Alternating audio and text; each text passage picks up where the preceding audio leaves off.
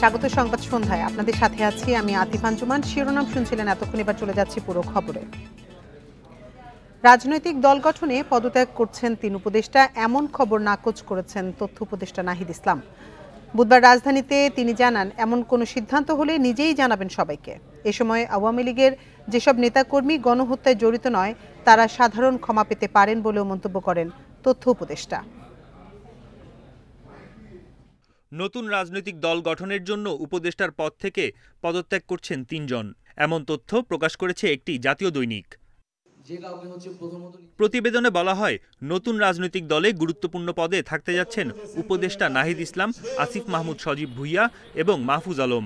15 ফেব্রুয়ারির মধ্যে আত্মপ্রকাশের কথাও প্রতিবেদনে উল্লেখ করা হয়। এর সত্যতা নাকচ করেছেন তথ্য ও সম্প্রচার উপদেষ্টা নাহিদ ইসলাম। জানান, এ ধরনের সংবাদ প্রকাশে আরও দায়িত্বশীল হওয়া উচিত গণমাধ্যমের। এই ধরনের কোনো সিদ্ধান্ত আসলে এখনো হয় নাই, এবং এটা এরকম যদি হয় সেটা আমরা নিজেরাই এটা বলবো, এবং রাজনৈতিক দলে অংশগ্রহণ করার মতো পরিস্থিতি হইলে আমরা সেটা সরকার ছাড়ার সিদ্ধান্ত নিলে আমরা এটা আনুষ্ঠানিকভাবে বলবো। সেরকম কোনো সিদ্ধান্ত এখন পর্যন্ত আমার জায়গা থেকে বা আসিফের জায়গা থেকে আমি যতটুকু জানি যে এরকম হয়নি। এ সময় উঠে আসে জুলাই ঘোষণাপত্রের বিষয়টিও। জানান, বিএনপির কারণে দেরি হচ্ছে ঘোষণাপত্র তৈরিতে। বিএনপি এখানে দেরি করতেছে বা তারা একটা সময় চাচ্ছে, তো আমরা সেই সময়টাও তাদেরকে দিয়েছি। এখন দেখা যাক তাদের উত্তরটা কি আসে। ঐক্যের প্রতি শ্রদ্ধাশীল থেকে, গণঅভ্যুত্থানের প্রতি শ্রদ্ধাশীল থেকে আমাদের এই জুলাই প্রক্লেমেশনের কাজ দ্রুত এগোনো উচিত। গণহত্যার দায়ে আওয়ামী লীগের রাজনীতি করার সুযোগ থাকা উচিত নয় উল্লেখ করেন নাহিদ ইসলাম।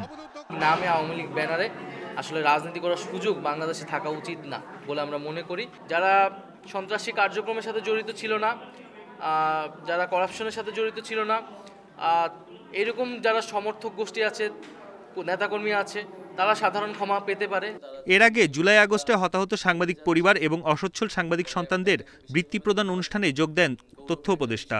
5 সাংবাদিক শহীদ পরিবারকে আমরা একসাথে। বনি ইবনে কামাল, ইন্ডিপেন্ডেন্ট নিউজ, ঢাকা।